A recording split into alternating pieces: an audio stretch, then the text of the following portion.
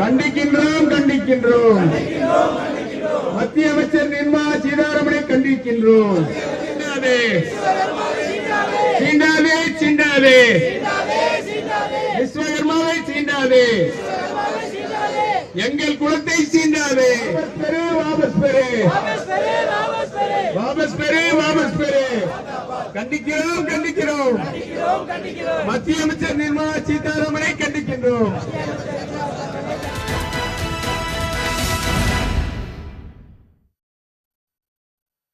வணக்கம். இது கேள்விக்களம். கடந்த சில மாதங்களுக்கு முன்னால் 2023 ஆகஸ்ட் 16ஆம் தேதி பிரதமர் நரேந்திர மோடி அவர்கள் தலைமையிலான அரசின் அமைச்சரவை கூட்டத்தில் ஒரு முக்கியமான திட்டத்தை நாங்கள் செயல்படுத்த போகிறோம் என்று 13,000 கோடி செலவில் 18 பாரம்பரிய தொழில்கள், கைவினைஞர்கள் அவர்களுடைய வாழ்வாதாரத்தை மேம்படுத்துவதற்காக, தொழில் அபிவிருத்திக்காக ஒரு திட்டத்தை செயல்படுத்துகிறோம். அதன் பெயர் prime minister Vishwakarma, PM Vishwakarma என்ற ஒரு பெயரில் அந்த திட்டத்தை அறிவித்தார்கள். பிரதமர் நரேந்திர மோடி அதை தொடங்கி வைத்தார். தமிழ்நாடு அரசு அந்த திட்டத்தை செயல்படுத்துவதற்கு மறுத்துவிட்டது. இந்த திட்டம் ஒரு முற்போக்கானதல்ல, எல்லா சமூகங்களிலுமிருந்தும் படித்துவிட்டு வரக்கூடிய இளைஞர்கள் மேலும் படித்து, உயர்கல்வி படித்து, அவர்கள் வாழ்க்கையில் அடுத்த நிலைக்கு செல்வதற்கு ஒரு அரசு துணை செய்ய வேண்டுமே தவிர, தந்தை செய்யும் தொழிலை மகனும் செய்ய வேண்டும், தாத்தா செய்த தொழிலை பேரன் செய்ய வேண்டும் என்று அதை ஊக்குவிக்க ஒரு தொழிலை, ஒரு திட்டத்தை கொண்டு வருவதை தமிழ்நாடு அரசு செயல்படுத்தாது என்று அன்று முதல் இன்று வரை சொல்லி வருகிறது. இதனிடையில் விஸ்வகர்மா சமுதாயத்தினுடைய முன்னேற்றத்திற்காக நாங்கள் திட்டம் கொண்டு வருகிறோம், ஆனால் தமிழ்நாடு அரசு உங்கள் முன்னேற்றத்தை தடுக்க பார்க்கிறது என்று விஸ்வகர்மா சமூக மக்கள் மத்தியிலே பாஜக பேசி வருகிறது. அந்த திட்டத்தை செயல்படுத்த வேண்டும், தமிழ்நாட்டிலே அமல்படுத்த வேண்டும் என்று இன்றளவும் கோரிக்கை வைத்துக் கொண்டிருக்கிறார்கள். இதற்கிடையில் பிஎம் விஸ்வகர்மா என்கிற இந்த திட்டத்தை பற்றி ஒரு கேள்வி எழுப்பப்பட்ட நேரத்தில் நிதியமைச்சர் திருமதி நிர்மலா சீதாராமன் அவர்கள், விஸ்வகர்மா என்பது ஒரு குலம் அல்ல, தனி ஜாதி அல்ல, யாரெல்லாம் கைவினை தொழில்களை, கை வேலை செய்யக்கூடியவர்கள் இருக்கிறார்களோ, சிறு கருவியை வைத்து அவர்களெல்லாம் விஸ்வகர்மா என்று சொன்னதும் அதற்கு அந்த சமுதாய மக்கள் மத்தியிலே ஒரு எதிர்ப்பு கிளம்பி இருக்கிறது. குறிப்பாக ஐந்தொழில்கள் என்று சொல்லக்கூடிய அந்த பிரிவினை தவிர்த்து மீதி யாரையும் அதற்குள் கொண்டு வருவதை, அவர்களுக்கு விஸ்வகர்மா என்று சொல்வதை ஏற்க முடியாது என்று அவர்கள் எதிர்ப்பு தெரிவிக்கிறார்கள். தமிழ்நாட்டின் எதிர்ப்பு நியாயமானதா? இதை செயல்படுத்த வேண்டும் என்று பிஜேபி சொல்வது சரியானதா? சமுதாய இழிவை துடைப்பது யார்? குறிப்பிட்ட ஜாதி வாக்கு வங்கி என்கிற கோணத்தில் ஒவ்வொரு ஜாதியாக சென்று அவர்களை அடைந்து அமைப்பை வலுப்படுத்தி அவர்களை தூண்டிவிடக்கூடிய பணியில் சில செயல்கள் நடக்கின்றனவா என்கிற பல கேள்விகள் எழுகின்றன. நம்மோடு திராவிட இயக்க சொற்பொழிவாளர் திரு நாஞ்சில் சம்பத் அவர்கள், விடுதலை சிறுத்தைகள் கட்சியினுடைய துணை பொதுச் செயலாளர் திரு வன்னியரசு அவர்கள், பாரதிய ஜனதா கட்சியினுடைய நிர்வாகி திரு ஜி.கே. நாகராஜ் அவர்கள், நாம் விரிவாக பேச இருக்கிறோம். நம்மோடு திரு திருமுருகன் காந்தியும் வலதுசாரி வாசுதேவனும் இணைய இருக்கிறார்கள். அனைவருக்கும் வணக்கம். நான் திரு ஜி.கே. நாகராஜ் அவர்கள்ட்டிருந்து தொடங்குகிறேன். நீங்கள் கூட இந்த திட்டத்தை செயல்படுத்த வேண்டும்னு ஒரு அறிக்கை விட்டுருந்தீங்க. இதற்கு 2 முனைகள் எதிர்ப்பு இருக்குது. ஒன்று தமிழ்நாடு அரசின் எதிர்ப்பு, இன்னொன்று நிர்மலா சீதாராமன் அவர்களுக்கு அந்த பிரிவினர் தெரிவிக்கிற எதிர்ப்பு. இந்த 2க்கும் உங்கள் கருத்து என்ன சார்? வணக்கம் அனைவருக்கும். குணா அவர்களுக்கும் வணக்கம். வணக்கம் சார். நான் அடிக்கடி பேசுவேன் மிஸ்டர் குணா, பிரிவினைவாதம் பிரிவினைவாதம். நீங்கள் கூட சொல்லுவீங்க, ரொம்ப ஈஸியாக சொல்கிறீங்களே பிரிவினைவாதத்தை, எப்படி என்ன பிரிவினைவாதம் அப்படிம்பீங்க. இப்போ சமயத்தில் நிர்மலா சீதாராமன் வந்து பேசுகிறப்ப சொன்னாங்க, இந்த விஸ்வகர்மா என்கின்ற திட்டம் மிக அருமையான ஒரு திட்டம். 18 வகையான கைவினை கலைஞர்கள் அந்த திட்டத்தில் வராங்க. அதன் மூலமாக ஒரு பயனாளிக்கு 1 லட்சம் ரூபாய் பிணையில்லாத கடன் வட்டி குறைவாக கொடுக்கப்படுகிறது. இது இந்த முத்ரா திட்டத்துக்கு ஒரு முன்னுதாரணமாக இருக்கிறது. ஏன்னா முத்ரா திட்டம் தமிழகத்தில் ஏறக்குறைய 50 லட்சம் பேர் பயன்பெற்றார்கள். இந்தியாவிலேயே அதிகம் பயன்பெற்ற திட்டம் முத்ரா திட்டம் தான் தமிழ்நாட்டில் கிடைத்திருக்கிறது. ஆகவே அதையொட்டி கைவினை கலைஞர்களை ஊக்குவின்ற திட்டமாக இந்த திட்டத்தை 13,500 கோடியிலே இதை மத்திய அரசு செயல்படுத்தி இருக்கிறது. இந்த திட்டத்தின் கீழ் 18 வகையான தொழில் புரியவர்கள், தச்சர், பொற்குள்ளர், சலவை தொழிலாளிகள் எல்லாருமே யாரெல்லாம் கையால் தொழில் செய்கிறார்களோ, கையால் தொழில் செய்யக்கூடிய திறமை பெற்றிருக்கிறார்களோ அவர்களெல்லாம் இதை பயன்படுத்த முடியும் என்று அவர்கள் பேசி முடித்தார்கள். ஆனால் இந்த திட்டத்தை அறிவித்த உடனே இந்த திட்டத்தின் பொறுப்பாளராக என்னை அமித்ஷா அவர்கள் டெல்லிக்கு அனுப்பிச்சிருந்தாங்க. அப்போ 1-to-1 டிஸ்கஷனில் அவங்க சொன்ன வார்த்தை இதுதான்: இது மிகச்சிறப்பான திட்டம், அதுவும் குறிப்பாக தமிழ்நாட்டில் பெண்கள் அதிகமாக கைத்தொழில் பண்ணுறாங்க. ஏற்கனவே தமிழ்நாட்டில் சுயஉதவி குழுவின் மூலமாக பெண்கள் பலர் கடனாளியாக ஆகியிருக்கிறார்கள். 50 லட்சம் பெண்கள் கடனாளியாக ஆகியிருக்கிறார்கள். இன்னைக்கு அந்த முத்ரா திட்டம் இதை மீட்டெடுத்திருக்கிறது. ஆனால் இந்த திட்டம் அதற்கு ஒரு மிகப்பெரிய அடித்தளமாக இருக்கும். எனவே இந்த திட்டத்தை கொண்டு செல்கின்ற பொறுப்பை நீங்கள் எடுத்துக்கொள்ள வேண்டும் என்று என்னிடம் கேட்டுக்கொண்டார். அதற்கப்புறம் தான் தமிழ்நாட்டில் திட்டத்தை துவக்க ஆரம்பித்தோம். ஏறக்குறைய இன்றைக்கு வரைக்கும் 8,42,000 பேர் இந்த திட்டத்தின் கீழே அவங்க பதிவு செஞ்சுருக்காங்க. 42,618 பேர் திட்டத்தில் பதிவு செஞ்சுருக்காங்க. இந்திய அளவில் எடுத்துட்டிங்கன்னா 2,31,11,972 பேர் இந்திய அளவில் இந்த திட்டத்தில் பதிவு செஞ்சுருக்காங்க. ஆனால் இந்த திட்டத்தினுடைய விதி என்னன்னு கேட்டால், தமிழ்நாட்டில் வழக்கம் போல நிர்மலா சீதாராமன் பேசுகிறாங்க. என்ன சொல்கிறாங்க? இந்த திட்டம் மிக பயனுள்ள திட்டம், ஆனால் தமிழ்நாடு அரசு இதை அமல்படுத்த மறுக்கிறது, செயல்படுத்த மறுக்கிறது, ஏற்றுக்கொள்ள மறுக்கிறது. ஏறக்குறைய புதிய கல்விக் கொள்கை போல, ஏறக்குறைய அணை பாதுகாப்பு மசோதா போல, ஏற்கனவே சொல்லப்பட்ட புதிய திட்டங்கள், நம்முடைய சட்டங்கள் போல, குற்றவியல் சட்டங்கள் போல பல திட்டங்களை போல இந்த திட்டத்தையும் ஏற்றுக்கொள்ள மறுக்கிறது. ஆனால் மற்ற மாநிலங்களில் எல்லாம் ஏறக்குறைய 13.5 லட்சம் பேர் பயன்பெற்று விட்டார்கள். தமிழகத்தில் கைத்தொழில் செய்யக்கூடியவர்கள் இந்த திட்டத்தில் பயன்பெற முடியவில்லை. எனவே இதை நீங்கள் திட்டத்தை செயல்படுத்த வேண்டும் என்று கேட்குறாங்க. கேட்டு முடிச்ச உடனே நான் சொல்ற வார்த்தைக்கு வர மிஸ்டர் குணா, வழக்கம் போல திமுகவில் இருக்கிற நிர்வாகிகள், அதுக்கு முன்னாடி எனக்கு ஒரு கிளாரிஃபிகேஷன் நிர்மலா சீதாராமன் அவர்கள், அதற்கு முன்னாடி ஒரு கிளாரிஃபிகேஷன் எனக்கு கொடுங்க. அதுக்கு பிறகு நீங்க சொல்லுங்க. ஒரு முக்கியமான பங்கை இதில் ஆற்றி இருக்கிறீங்க. இது ஒரு அரசாங்கத்தோட திட்டம், ஒரு central sector scheme to support traditional artisans and crafts people in rural and urban India. இது ஒரு எம்எஸ்எம்இ தொழில், சிறு தொழில் குறு தொழில் அமைச்சகத்துக்கு கீழே வர்ற ஒரு திட்டமாக இது இருக்கு.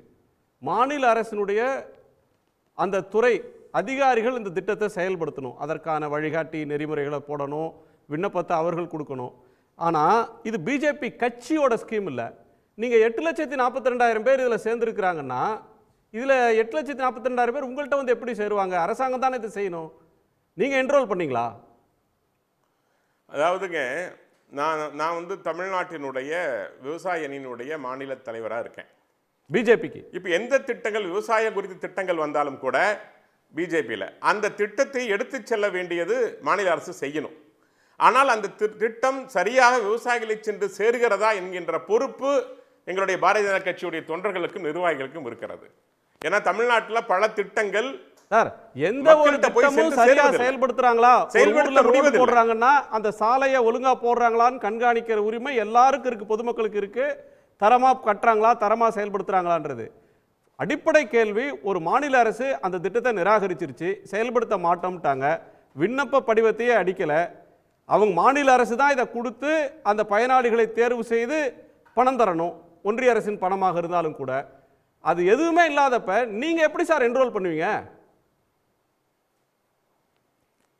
சார், இது மத்திய அரசு திறந்து விட்டிருக்கின்ற, ஓப்பன் பண்ணியிருக்கிற ஒரு அப்ளிகேஷன்ஸ், அதில் போய் நீங்கள் உங்களை ரிஜிஸ்ட்ரேஷன் பண்ணிக்கலாம். அப்படித்தான் இந்தியா முழுவதும் இது ரிஜிஸ்டர் செய்யப்பட்டிருக்கிறது.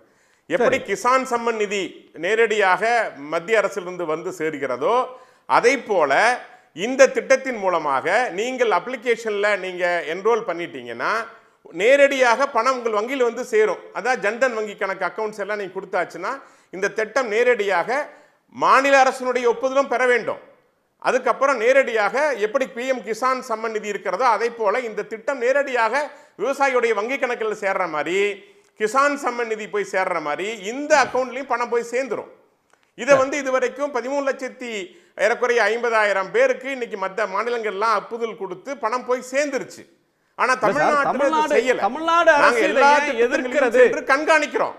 இல்ல டாக்டர் ஜெயரஞ்சன் தலைமையில இதற்கு ஒரு கமிட்டியை கூட வைத்து நிர்மலா சீதாராமன் அவர்கள் இப்படி இவர்கள் பேசிய பொழுது, நான் பேசி முடிச்சிடறேன். நிர்மலா சீதாராமன் இப்படி குறிப்பிட்டு பேசிய பொழுது உடனடியாக திமுகவை சேர்ந்த சிலர் இது குலத்தொழிலை விஸ்வகர்மா என்ற ஒரு சாதியின் கீழே கொண்டு வந்துட்டாங்க, ஒரு 5 வகையான விஸ்வகர்மாக்களை 18ஆக எக்ஸ்பேண்ட் பண்ணிட்டாங்க, இந்த எங்கள் சாதிக்குள்ள மற்ற சாதிகள் செருப்பு தேய்ப்போரை கொண்டு வந்துட்டாங்க, துணி துவைப்போரை கொண்டு வந்துட்டாங்க அப்படிங்கிற ஒரு பூதகரமாக இந்த பிரச்சனையை பெருசாக்கி உடனடியாக திமுக நிர்வாகிகளை வைத்து கோயம்புத்தூர்ல நீங்க காமிச்சிங்க இப்போ ஒரு ஆர்ப்பாட்டத்தை பண்ணினாங்க.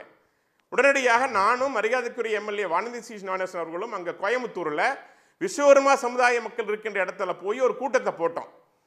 கூட்டத்தை போட்டு அந்த மக்கள்கிட்ட கேட்டப்போ அவங்க சொன்னாங்க, இந்த திட்டம் மிக அருமையான திட்டம், மிக பாராட்டுக்குரிய திட்டம், ஆனால் இதை திமுக தான் தூண்டுகிறது என்று நேரடியாக அவர்களே குற்றச்சாட்டு வைத்தார்கள். திமுக செயல்படுத்துவதில்லை, இதை சாதி ரீதியாக சொல்லி தூண்டுகிறது. திமுக செயல்படுத்தலன்றது ரகசியமான விஷயம் சார். பகிரங்கமா நாங்க செயல்படுத்த மாட்டோம். இந்த ஸ்கீமோட இதை சொல்லும் போதே குரு சிஷ்ய பரம்பரை முறையை வளர்க்கிறது, யார் பயனாளி, அப்பா இந்த தொழிலை செய்தாரான்னு சொல்லி ஊர்ல இருக்கிற ஒருத்தர் பஞ்சாயத்து தலைவர் இதுக்கு சர்டிபிகேட் கொடுக்கணும், இப்படி நிபந்தனை இருக்கு. இப்போ ஒரு பூட்டு செய்யற தொழிலை யார் வேண்டுமானாலும் செய்யலாம் அப்படின்னா அதுல பிரச்சனை இல்லை. ஆனால் ஒரு பரம்பரையா ஜாதியின் அடிப்படையில் ஒரு தொழிலை ஒருத்தங்க செய்கிறாங்க அப்படின்னா அவங்கள 18 வயதான உடனே இந்த ஸ்கீமுக்கு வரலாம் பயனாளியாக அப்படின்னா நேரடியாக குலத்தொழிலை ஊக்குவிக்கிறது. குறிப்பாக நீங்கள் என்னென்னலாம் சொல்கிறீங்க, செருப்பு தைக்கக்கூடிய தொழிலாளர்களுக்கு அதே வேலை, பார்பர் சவர தொழிலாளர்களுக்கு அது, சலவை தொழிலாளர்களுக்கு இந்த கடனை தர்றோம் அப்படின்னு சொன்னால் அவங்க படிக்க வேண்டாம். நீங்கள் அந்த மக்களை கூப்பிட்டு இன்றைக்கி அந்த ஜாதிகளெல்லாம் கூப்பிட்டு நீங்கள் பேசுகிறீங்க, அவங்கள கூப்பிட்டு பல்லாயிரம் கோடி உங்களுக்கு தர்றோம், உங்கள் பிள்ளைகளெல்லாம் படிக்க வைங்க, வெளிநாட்டுக்கு அனுப்பி படிக்க வைங்க, அவங்கள வேற உயர்ந்த வேலைகளுக்கெல்லாம் போக சொல்லுங்க அப்படின்னு சொன்னால் அவங்கள முன்னேற்றுவதற்கான ஒன்று. ஜாதி சங்கத்தை கூப்பிட்டு உங்கள் தொழிலை செய்யுங்க, அதை நாங்கள் சப்போர்ட் பண்ணுறோம் அப்படின்னு சொன்னால் அது குலத்தொழில் ஊக்குவிப்பு, ஜாதி முறையை பாதுகாக்கிற முயற்சி, அதை நாங்கள் செய்ய மாட்டோம்னு அரசு சொல்லுது. தமிழ்நாடு அரசு எடுத்திருக்கிறது ஒரு பிரின்சிபல் ஸ்டாண்டு தானே, ஏன் அவங்களுக்கு எதிராக மக்களை திருப்பி விடுறீங்க? இல்லை சார், இப்போ இல்லை நான் தான் சொல்கிறேன். இதில் சமீபத்தில் மீன்வளத்துறை அமைச்சர் ஒரு செய்தி கொடுத்தாங்க. மீன் பிடிக்கின்ற மீனவர்களுக்கு, மீனவத்துடைய குடும்பத்திற்கு நாங்கள் மீனில் லேட்டஸ்ட் டெக்னாலஜியை சொல்லித்தர போகிறோம், அந்த ஏரோநாட்டிக்கல் நிறையா விஷயங்கள் இருக்குது, அதையெல்லாம் நாங்கள் சொல்லித்தர போகிறோன்னு ஒரு அறிக்கையை கொடுத்தாங்க. இன்றைக்கு கோயம்புத்தூரில் நேச்சுரல்ஸ் அப்படின்னு ஒரு கம்பெனி இருக்குது, நிறுவனம் இருக்குது. அங்கே நீங்கள் போனீங்கன்னா சிகை அலங்காரம் உட்பட பல விஷயங்களை பண்ணுறாங்க. அதை பண்ணுறவங்க யாரும் ஒரு குறிப்பிட்ட சமுதாயத்தை சார்ந்தவங்க அல்ல. இன்றைக்கு பல நீங்கள் உங்கள் பாஷையில் சொல்ல போனால் ஆதிக்க சாதியை சார்ந்தவர்கள் கூட இன்னைக்கு எல்லா தொழிலையும் எல்லாரும் பண்ணுற நிலைமை உருவாகி விட்டது. ஆனால் இந்த திட்டம் என்பது ஒரு குறிப்பிட்ட சாதியை வைத்து கொடுக்கப்பட்ட திட்டம் அல்ல. பிஎம் விஸ்வகர்மா என்பது படைப்பின் கடவுள், அவருக்கு மரியாதை செய்கின்ற வகையில் அப்பா இந்த தொழிலை செஞ்சாரு அப்படின்னு இது குடும்ப தொழில் அப்படின்னு ப்ரூவ் பண்ணல. குரு சிஷ்ய பரம்பரை அந்த ப்ரோஷர் பாருங்க, எந்த நிபந்தனையும் இல்ல சார். அதுக்கு சர்டிபிகேட் யார் தரது? அப்பா இந்த தொழிலை செய்தார் அப்படின்றதுக்கு சர்டிபிகேட் தர வேண்டியது யாருன்னா அந்த ஊர்ல இருக்கிற panchayat president. Sir let me complete. நீங்க ஆல்ரெடி ஒரு தொழில் பண்ணிட்டு இருக்கீங்க, அந்த தொழிலில் உங்களுக்கு திறமை இருக்கிறது, அதை அந்த தொழிலை நீங்க செஞ்சிட்டு இருக்கிற பொழுது நீங்க உங்களுக்கு மேலும் உங்களை தொழிலை விரிவுபடுத்த வேண்டும் என்று நினைத்தால், உதாரணத்துக்கு நீங்க பொற்கொள்ளரா இருக்கிறீங்க, நீங்க லேட்டஸ்ட் மிஷின் வாங்கணும். உதாரணத்துக்கு நீங்க ஒரு மண்பானை செய்கிற தொழில் செய்கிறீங்க, மீன் பிடிக்கிற வலை தொழில் செய்கிறீங்க. இந்த தொழிலை நீங்கள் செய்ய வேண்டும் என்று விரும்பி உங்களுக்கு பணம் தேவைப்பட்டால் அந்த பணத்திற்கான உதவியை மத்திய அரசு செய்கிறதே ஒழிய, அல்லது நான் ஏதோ ஒரு சமுதாயத்தை சேர்ந்தவன் எனக்கு மீன்பிடி தொழிலை செய்து கொள்ள ஆசை இருக்கிறது என்று நான் பயிற்சி நான் போய் முடிச்சறேன், சயின்டிஸ்ட் ஆக்குங்க, அவங்கள விஞ்ஞானத்தை படிக்க சொல்லி ஒரு நாசாவுக்கு வேலைக்கு அனுப்புங்க, இஸ்ரோவுக்கு வேலைக்கு அனுப்புங்க, அதற்கான வாய்ப்புகளை கொடுங்க, ஒரு பேங்க் மேனேஜர் ஆக்குங்க, பல வேலைகள் இருக்கு, பேராசிரியர் ஆக்குங்க, டாக்டர் ஆக்குங்க. அதை விட்டுட்டு நீங்க அந்த தொழிலை செய்யறவங்களுக்கு மீண்டும் அதே தொழிலை செய்யறதுக்கு ஸ்கில் அப்கிரேடேஷன் 1 லட்ச ரூபாய் கொடுக்குறீங்க. 1 லட்ச ரூபாயில் என்ன ஸ்கில் அப்கிரேடேஷன் ஒரு சலவை தொழிலாளியோ அல்லது காலனி செய்யக்கூடிய ஒரு தொழிலாளியோ இன்னொருத்தரோ செஞ்சிட முடியும்? நான் மற்றவங்களுடைய கருத்தையும் கேட்டு வந்துடுறேன். ஒரு நிமிஷம். நான் சொல்லி முடிச்சிடுறேன். பூ கட்டுறவங்க இருக்காங்க. இன்னைக்கு சாலையோரங்களில் பல பெண்கள் பூ கட்டுறாங்க. பூ கட்டுறவங்களுக்கு தினமும் 2000-3000 ரூபாய் பூ வாங்குறதுக்கு பணம் தேவைப்படுகிறது. இப்போ அந்த பூ கட்டுறவங்களுக்கு 1 லட்சம் ரூபாய் கொடுக்குறோம். அது எந்த வகையில நீங்க அது குலத்தொழில் ஊக்குவிக்கிறேன்னு சொல்றீங்க? குரு சிஷ்யா பரம்பரைலாம் இல்ல. உங்க ஸ்கீம்ல எடுத்து பாருங்க. நீங்கள் செய்து கொண்டிருந்தால் எடுத்து பாருங்க. நீங்க அதுக்கு சிறுதொழில் கடன் சார், அதுக்கு சுய உதவி குழுக்கள் இருக்கு, அவங்க மூலமா ஏற்கனவே நீங்க சொல்ற முத்ரா கடன் இருக்கு. அதுக்கு முன்பு ஒரு சிறிய கடன்களை மன்மோகன் சிங் காலத்திலேயே சிறு வணிகர்களுக்கு நீங்கள் செய்து கொண்டிருக்கின்ற தொழிலை இல்ல நான் பேசி முடிச்சிடுறேன். நான் முழுசா முடிச்சிடுறேன். ஏற்கனவே நீங்கள் செய்திருக்கின்ற தொழிலை விரிவுபடுத்துவதற்காக உங்களுக்கு பணம் தேவைப்பட்டால் மிக குறைந்த வட்டியிலே அந்த தொழிலை விரிவுபடுத்துவதற்காக கொடுக்கப்படுகின்றது ஒழிய கைவினை கலைகளை ஊக்குவிக்கின்ற திட்டமே ஒழிய. ஒரு பொற்கொள்ளர் இருக்காரு, அவர் ஒரு தொழிலை செய்யறார். கோவை மாதிரி ஒரு இடத்துல ஒரு நகைப்பற்ற நடத்துறாருன்னு வச்சுக்கோங்க. 1 லட்ச ரூபாயில் அவர் என்ன தொழில் அப்கிரேடேஷன் பண்ணிட முடியும்? அவர் 1 லட்சம் ரூபாய் முதல்ல வாங்கி குறைந்த வட்டியில முறையாக திருப்பி செலுத்தி விட்டால் அடுத்து 5 லட்சம் கிடைக்கும், 10 லட்சம் கிடைக்கும்.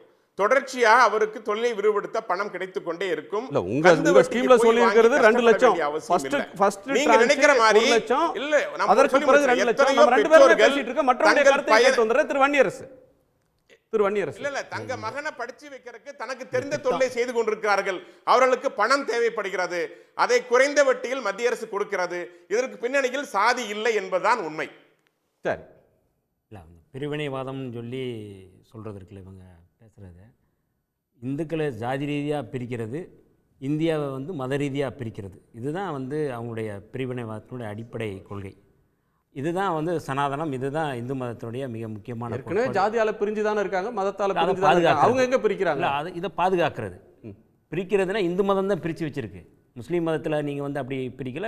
இவங்க பாதுகாக்கிறதே இந்து மதத்தை பாதுகாக்கிறதே சாதியின் அடிப்படை தான். அதனால தான் புரட்சியாளர் அம்பேத்கர் சாதிகளுடைய தொகுப்பு தான் இந்து மதம்னு சொல்லி சொல்கிறார். அப்போ இதை பாதுகாக்கணுங்கிற அடிப்படையில் இதை பண்ணுங்க.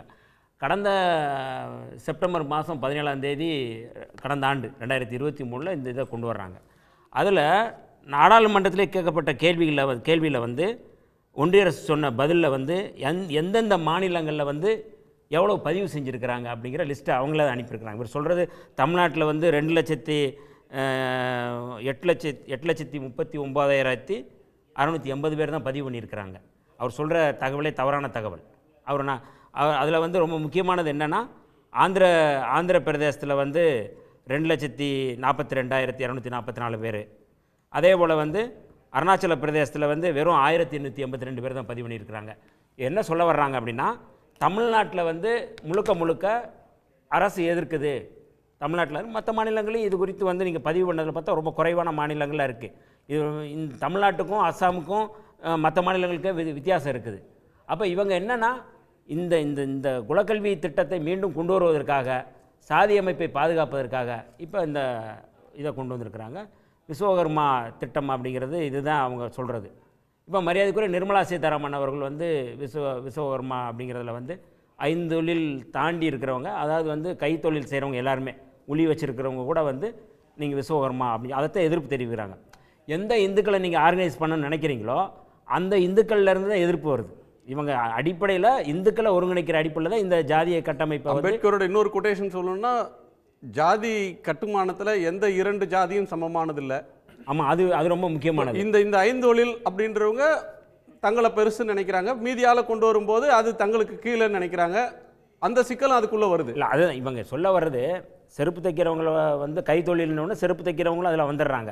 அப்போ இதில் எங்கள் கூட சேர்க்குறீங்க அப்படிங்கிறதும் அதில் இருக்குது. இப்போ நிர்மலா, நீங்கள் குலத்தொழில்னா நிர்மலா சீதாராமன் அவர்கள் இன்றைக்கி அமைச்சராக இருக்க முடியுமா? ஜெய்சங்கர் வந்து கடல் கடந்து எந்த பார்ப்பனர்களும் வந்து வெளியில் போக முடியாது, வேதத்தில் சொல்கிறது, நம்ம சொல்லலை, வேதங்கள் அவங்க தான் சொல்கிறாங்க. கடல் கடந்து போக முடியாது. ஜெய்சங்கர் வந்து எப்படி வெளிவிவகாரத்துறை வந்து அமைச்சராக இருக்க முடியும்? நிர்மலா சீதாராமன் வந்து பெண்களே வந்து நீங்கள் வந்து நிர்வாகத்தில் வரக்கூடாது, எந்த வெளியில் வரக்கூடாதுங்கிறதான வேதங்கள் சொல்கிறது. அந்த வேதத்தை விட்டுட்டு நீங்கள் வந்து இன்றைக்கி நிர்மலா சீதாராமன் வந்து அமைச்சராக இருக்கிறாங்கன்னா இவங்களுக்கு ஒரு நியாயம், மற்றவங்களுக்கு ஒரு நியாயமா? நீங்கள் சொன்னது போல் வந்து ஒவ்வொரு சமூகமும் வந்து அந்தந்த சமூகத்தில் இருந்து நீங்கள் செருப்பு தைக்கிறவங்க செருப்பு தான் தச்சுக்கிட்டு இருக்கணுமா? அவங்க ஒரு லட்சம் கொடுக்குற நீங்கள் வந்து செருப்பு தைய அப்படின்னு சொல்கிற ஒரு மிக மோசமான செயல் இருக்குல்ல, அவன்கிட்ட போய் நீங்கள் சொல்லுங்கள், அவன் செருப்பு எடுத்து காட்டுவான்.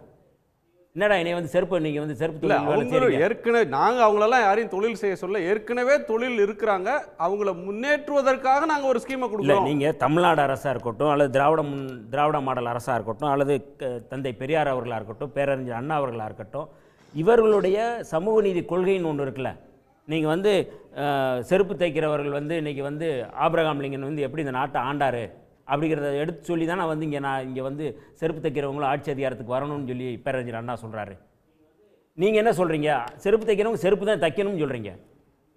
குயவர் வேலை செய்கிறோம், குயவர் வேலை தான் செய்யணும், அப்படிங்கிற மண்பானை வேலை செய்ய வேண்டியோ அவங்க நீங்கள் செய்யணுன்றீங்க. அப்போ இந்த மாற்றங்களை உருவாக்கணும் அப்படிங்கிறத இன்றைக்கி இந்த அரசு அதனால தான் வந்து மரியாதைக்குரிய ஜெயரஞ்சன் அவர்களுடைய தலைமையில் டாக்டர் எழிலன் அவர்கள் எல்லாரும் இருந்து இது வந்து இதை பற்றி அவங்க வந்து ஒரு குழு போட்டிருக்கிறாங்க தமிழ்நாடு அரசு. இந்த குழுவின் அடிப்படையில் இதை வந்து நாங்கள் ஏற்றுக்கொள்ள முடியாது அப்படிங்கிறத முடிவு பண்ணி தான் இப்போ இன்றைக்கி வந்து இதை அறிவிச்சிருக்கிறாங்க. ஆனாலும் வந்து இவங்க வந்து பேசுகிற பேச்சு இருக்குல்ல, நிர்மலா சீதாராமன் வந்து அங்கே போய் பேசுகிற பேச்சு இருக்குல்ல கோவையில், எந்த கோவை இவங்களுக்கு ஸ்ட்ராங்காக இருக்குன்னு சொல்லி அங்கே வந்து மத கலவரத்தை உருவாக்கணும், வன்முறையை தூண்டணும் அப்படின்னு நினைக்கிறாங்களோ, அதே இடத்துல தான் அன்னபூர்ணா உரிமையாளர் வந்து எதிர்ப்பு தெரிவிக்கிறார். ஜிஎஸ்டி, ஆமாம் ஜிஎஸ்டி, இதெல்லாம் மிக மோசமாக வந்து இதை விட மோசமாக யாரும் பேச முடியாது. நிர்மலா சீதாராமன் போன்ற ஒரு உயர் பதவியில் இருக்கிறவங்க இவ்வளவு வந்து அவங்க வந்து கீழ்த்தரமான ஒரு அரசியல் பண்ணுறாங்க. ஜாதி முழுக்க எல்லாருமே கோவையை தானே மையப்படுத்துகிறாங்க. இன்றைக்கி வந்து இவங்க வானதி எம்எல்ஏ சட்டமன்ற உறுப்பினர் பேசுகிறாங்க, அவருடைய பேச்சினுடைய சாராம்சம் என்ன? ஜாதிய கட்டமைப்பை ஜாதி வெறியை தூண்டுறாங்க. இன்னைக்கு அவங்க மேலே வழக்கு பதிவே செய்யணும், கைது செய்கிற இடத்துல கூட அதை வந்து நம்ம அந்த இடத்துக்கு கொண்டு போகலாம். அவ்வளவு முன்னேற்றத்துக்காக பேசுகிறேன். உங்கள் முன்னேற்றத்தில் தமிழ்நாடு அரசுக்கு இன்ட்ரெஸ்ட் இல்லை அப்படின்னு மாநில அரசுக்கு எதிராக எது முன்னேற்றம்? செருப்பு தைக்கிறவன் செருப்பை தச்சுக்கிட்டு இருக்கணும் அப்படிங்கிறது முன்னேற்றமா? அவனை வந்து ஐஏஎஸ் ஆகணும் ஐபிஎஸ் ஆகணும்னு சொல்கிறது முன்னேற்றமா? எப்படி இன்றைக்கி வந்து இவ்வளவு காலம் கடந்து வந்து இன்றைக்கி வந்து தமிழ்நாட்டில் வந்து இன்றைக்கி சாதாரண செருப்பு தைக்கிறவங்க வந்து ஐஏஎஸ்ஸாக இருக்கிறாங்க, ஐபிஎஸ்ஸாக இருக்கிறாங்க, தாழ்த்தப்பட்ட சமுதாயத்தை சேர்ந்தவங்க இன்றைக்கி வந்து எவ்வளோ இடத்துக்கு உயர்ந்திருக்கிறாங்க. அது இவங்களுக்கு பொறுக்க முடியல. இன்றைக்கி வந்து முழுக்க இந்த பிஎம்ங்கிற இந்த பிஎம் விஸ்வகர்மா திட்டம்ங்கிறது வந்து முழுக்க சாதிய கட்டமைப்பை பாதுகாக்கக்கூடியது, சாதி வெறியை தூண்டுறது. இப்போ இவங்க வானதியம்மா பேசுனது வந்து முழுக்க ஜாதி வெறி அமைப்போடு அவங்க பேசுகிறாங்க, ஜாதி வெறியோடு பேசுகிறாங்க. அந்த அமைப்புகளோட அவன் ஜாதி வெறி அமைப்புன்னு சொல்லலை, சாதி வெறியோடு அந்த அமைப்பை தூண்டுறாங்க. நிர்மலா சீதாராமன் ஜாதி வெறியோடு தான் பேசுகிறாங்க. ஏன் இவங்க வந்து அந்த தொழில் அவங்க செய்ய வேண்டியதானே? எதுக்காக வந்து மோடி வந்து எப்படி பிரதமர் ஆக முடிஞ்சது? அவர் வந்து ஒரு வைசிய தொழில் தான் பண்ணுற வியாபாரம் பார்த்துட்டு போக வேண்டியதானே? எப்படி அவர் வந்து இந்த நாட்டில் இந்தியாவுடைய தலைமை அமைச்சராக முடியுது? இதெல்லாம் யார் வந்து பண்ண முடியுது? அப்போ உங்களுக்கு ஒரு நியாயம் எங்களுக்கு ஒரு நியாயமா அப்படிங்கிற கேள்வி இருக்குல்ல. அதனால தான் இந்த போராட்டம் நடத்துகிறாங்க. அவர் ஏதோ திமுக தூண்டி விட்டது போல் சொல்கிறார். எப்போவுமே வந்து இவங்க பாஜகக்காரங்க சொல்கிறது உடனே திமுக தூண்டி விட்டது. இப்போ இன்றைக்கி இந்த ஜாதி அமைப்புகள் மத்தியில் வந்து வானதி விளக்கம் கொடுக்குறாங்க அப்படின்னா திமுக தூண்டி விட்டு தான் வந்து அவங்க போய் உட்காந்தாங்களா? இல்லை வந்து அன்னபூர்ணா அமைப்பு அன்னபூர்ணா ஓட்டனுடைய உரிமையாளர் வந்து அங்கே போய் பேசுகிறாரு அப்படின்னா திமுக தூண்டி விட்டு தான் பேசுகிறாங்களா? அதுக்கு பதில் சொல்ல முடியல. உங்கள்கிட்ட எந்த பதிலுமே இல்லை. முழுக்க வந்து ஒரு பிரச்சனையை எடுக்கிறாங்க தமிழ்நாட்டில், அதுக்கு டேக் ஆஃப் ஆக மாட்டேங்குது. ஆனால் அது இந்த எபிசோடு பார்க்குறப்ப பேக் ஃபயர் ஆன மாதிரி இருக்கு. இல்லை, இதுக்கு முன்னாடியே வந்து மைக்கேல்பட்டி லாவண்யா மேட்டிலே வந்து இவங்க என்ன பண்ணாங்க? அது மதமாற்றம் முயற்சி செஞ்சாங்க, கட்டாய மதமாற்றம் சொல்லி தானே வந்து சாலை மறியல் பண்ணாங்க. இன்றைக்கி என்ன வழக்கு சிபிஐ என்ன சொல்லியிருக்கு? அப்படி எதுவும் நடக்கலைன்னு சொல்லியிருக்காங்களா? அண்ணாமலையோ இல்லை பாஜகவை சேர்ந்தவர்கள் யாராவது மன்னிப்பு கேட்டார்களா? வெளிப்படையாக ஒரு கட்டாய மதமாற்றம் நடந்துச்சுன்னு சொல்கிறாங்களே. ஜஸ்டிஸ் ஃபார் லாவண்யான்னு இந்தியா முழுக்க முழக்கம் வந்தது பண்ணாங்களே. சரி, நான் நாஞ்சில் சம்பத் அவர்கள் குறுக்கிட வரும்னாங்க. அதாவது 2026 பொது தேர்தலுக்கு முன்னாடி தமிழ்நாட்டின் சமூக அமைதியை கெடுப்பது என்பது அவர்களது திட்டம். என்ன சார், ஒரு ஸ்கீமை இம்ப்ளிமெண்ட் பண்ணுறதுக்காக மக்கள்கிட்ட போய் பேசினா அது வந்து சமூக அமைதியே கிடையாது. நான் என்ன சொல்கிறேன், சர்ச்சையை கிளப்புவதும் சங்கடத்தை உருவாக்குவதும் பொது அமைதிக்கு பங்கம் விளைவிப்பதும் அவர்களது திட்டம். இல்லைன்னா ஒரு சட்டமன்ற உறுப்பினர் ஒரு குறிப்பிட்ட சமூகத்தை சார்ந்த மக்களை கூட்டி வைத்து எப்படி பேசலாம்? அந்த சமூக மக்கள் தமிழ்நாட்டினுடைய வரலாற்றில் மரபார்ந்த பெருமைக்குரியவர்கள். சங்ககாலம் என்கிற தங்ககாலம், இன்னும் சொல்லப்போனால் சிலப்பதிகாரத்தில் மிகுந்த செல்வாக்கோடு இருந்தவர்கள். பூம்புகாரில் இந்த பவளம் விற்கிறவர்கள், கல் பதிக்கிறவர்களுக்கு தனி வீதி. பொன்சை கொல்லன் தன் சொல் கேட்ட யானோ அரசன் யானை கல்வன் சொல்லி சிலப்பதிகாரத்தில் வருகிறது. கலைஞர் அதை பொற்கொள்ளறதான்னு சொல்லி அந்த சமூகத்தை அவர் சுட்டாமலே அந்த கதையை கொண்டு போவார். ஒரு சமூகத்தின் மீது எவ்வளவு அக்கறை இருந்திருந்தால் கலைஞர் இந்த பாணியை கைப்பற்றி இருக்க வேண்டும். இன்னைக்கு அந்த சமூகத்தை கூட்டி வைத்து கொண்டு ஒரு கொதிக்கிற மனநிலையில் ஒரு சட்டமன்ற உறுப்பினர் பேசுகிறார் என்று சொன்னால் கொஞ்சமாவது பொறுப்பு இருக்கிறதா? இவர்கள் கோட்சேவின் இந்தியாவை சிருஷ்டிக்க விரும்புகிறவர்கள். இந்தியாவை இன்றைக்கு பழைய கற்காலத்திற்கு கொண்டு போகிறார்கள். இதில் இந்த 18 வகைன்னு சொன்ன இதில் எல்லாரும் வந்துடுறாங்களா? நான் தங்கியிருக்கிற விடுதிக்கு முன்னால் 4 பெண்கள் காலையில் இருந்து 6 மணி வரைக்கும் வெங்காயம் உரித்து கொண்டே இருக்கிறார்கள். இந்த 18 பேர் பட்டியலில் அவங்க வர்றாங்களா? சாணை தீட்டுறான் பாருங்க. ஒரு வண்டியை கொண்டு போய் ஒவ்வொரு வீட்டுக்கு முன்னாடி நின்று சாணை தீட்டுறமான்னு கேட்குறானே, அவன் இந்த பட்டியலில் வர்றானா? நீ சாதிவாரி கணக்கெடுப்பை ஒத்துக்கொள்ளாத நீ, அதை நடைமுறைப்படுத்துவதற்கு தயங்குகிற நீ ஏன் இப்படி ஓடி ஒளிகிறீர்கள்? இது என்ன நியாயம்? கையினால் என்று சொன்னால் இதில் எம்ப்ராய்டரி வருதா? இவங்க கடைசியில் கொண்டு போய் கைவினை செய்து எம்பிரான் கடல் போற்றுதுன்னு ஒரு தேவாரம் இருக்கு. படகு மூவ் செய்கிறவங்க, போட் மேக்கர், கார்பெண்டர், இது ஒப்பனை கலைஞர்கள் வர்றாங்களா? எந்த திருமணமும் எந்த நிச்சயதார்த்தமும் ஒப்பனை செய்யக்கூடியவர்கள் இல்லாமல் இன்னைக்கு திருமணம் நடத்த முடியாது. அவங்க இந்த பட்டியலில் இருக்காங்களா? மெஷின் வச்சு துணி தைக்கிறாங்க, அவங்க இந்த பட்டியலில் இருக்காங்களா? அதனால இவங்க அந்த பட்டியலே தப்புங்க. இல்லை, தொடப்பம் செய்கிறவங்க இருக்கிறாங்க, மேட்டு செய்கிறவங்க, தரை விரிப்புகள் அதை செய்கிறவங்க இருக்கிறாங்க, தொன்னை செய்கிறவங்க இருக்காங்களா? தொன்னைக்கு கலைஞர் வரியை ரத்து செய்தார் தெரியுமா உங்களுக்கு? கலைஞர் முதலமைச்சராக இருக்கும் பொழுது. அதனால இந்த பட்டியலே முதல்ல தப்பு. அது இவர் நாகராஜ் இதில் தலையிடுறதுக்கு இவருக்கு யார் அதிகாரம் கொடுத்தது? இவங்க கண்காணிக்கலாம், மேற்பார்வையிடலாம். இந்த தரவு இவருக்கு எங்கிருந்து கிடைச்சு? இந்த படிவம் யார் கொடுத்தது? அதனால அமைதியை கெடுப்பது, ஏதாவது ஒரு பிரச்சனையை நான் கேட்கிறேன். விஸ்வகர்மாக்கள் என்று சொல்லக்கூடியவங்களுக்கு ஆசாரின்னு பட்டம் உண்டு, தட்டார்னு சொல்லுவாங்க. ஆசாரின்னு பட்டம் உண்டுங்கிற மட்டும் இல்ல, பார்ப்பானை போல பூணூல் போடுகிற அதிகாரமும் அவங்களுக்கு உண்டு. அப்ப இவங்களுக்கு அவங்கள திட்டமிட்டு அவமதிக்கிறாங்களோன்னு எனக்கு ஒரு சந்தேகம் இருக்கு. உங்கள் பார்வையில் அவமதிக்கிறாங்க. அவங்க என்ன சொல்கிறாங்கன்னா, ஒரு பெரிய ஸ்கீமு சுதந்திர இந்தியாவில் 13,000 கோடியில். அப்போ நீ சாதிவாரி கணக்கெடுப்பு எடுத்து எத்தனை பேர் இருக்கிறார்கள்னு பட்டியலிட்டு அவங்களுக்கு நீங்கள் உன் பேங்க் அக்கௌண்ட்டில் பணத்தை போடுங்க. திரு வாசுதேவனுடைய கோணத்தை கேட்கலாம். திரு வாசுதேவன், ஒரு சமூக பதற்றத்தை ஏற்படுத்துறதுக்கு முயற்சி பண்ணுறாங்க, குலத்தொழிலை ஊக்குவிச்சு ஒரு கற்காலத்துக்கு சமுதாயத்தை எடுத்துட்டு போற பிற்போக்கான திட்டம்னு நாஞ்சில் சம்பத் விமர்சிக்கிறார். அனைவருக்கும் வணக்கம். 30 நிமிஷமாக நானும் கேட்டுக்கிட்டு தான் இருந்தேன். வன்னியரசு வழக்கம் போல் ஒரு ஜாதி கட்சி நடத்துகிற வன்னியரசு, ஒரு சில குறிப்பிட்ட ஜாதியினருக்காக மட்டுமே வேலை செய்யும் வன்னியரசு வன்மத்தை உமிழ்ந்ததை நான் வன்மையாக கண்டிக்கிறேன். இளங்கோவன் சார் சொன்னது பல சமூகங்கள் அது எப்படி ஜாதி கட்சின்னு சொல்லுவீங்க? கூடை முடையவர்கள் ஆமாம்மா, அது அவங்க கட்சியே ஒரு சில ஜாதிகளை சேர்த்து அவங்களுக்காக 4 எம்எல்ஏல ஒரு எம்எல்ஏ முஸ்லீம், ஒரு எம்எல்ஏ பிறப்பால் வன்னியர், அது எப்படி ஜாதி கட்சின்னு சொல்லுவீங்க? ஆனால் அவங்களுடைய கொள்கை அது சார். நீங்கள் வந்து யார் வேணும் இப்போ நாளைக்கு நான் வந்து திருமாவளவன் ஜாயின் பண்ண சார்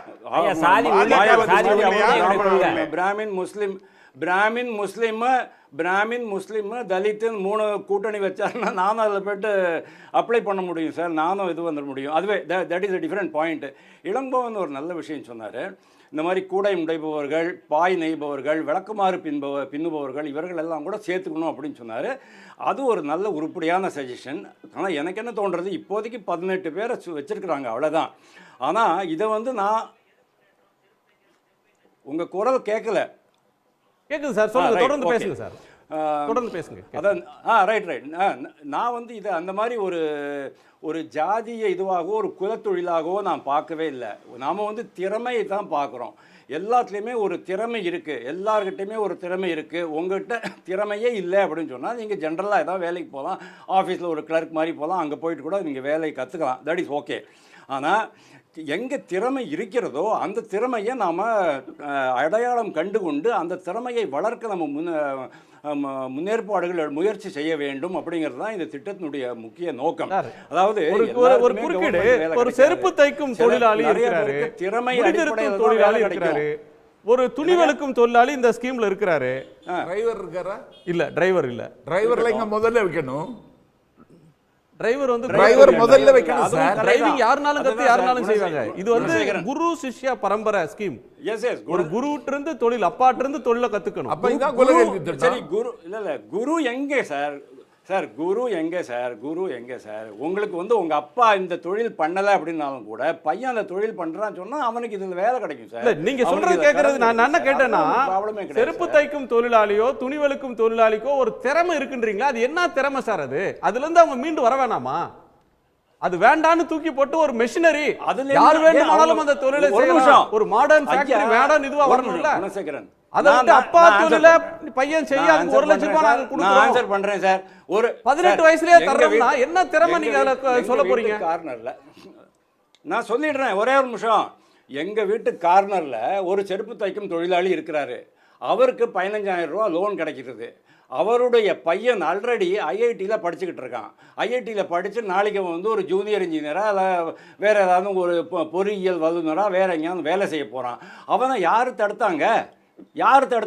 நாம் கொடுக்கறது இந்த ஃபர்ஸ்ட் ஜெனரேஷனுக்கு மட்டும்தான். செகண்ட் ஜெனரேஷன், தேர்ட் ஜெனரேஷன் இதே பண்ணிட்டு இருப்பாங்கன்னு சொல்றது உங்களுடைய மிஸ் இன்டர்பிரேஷன் தான்.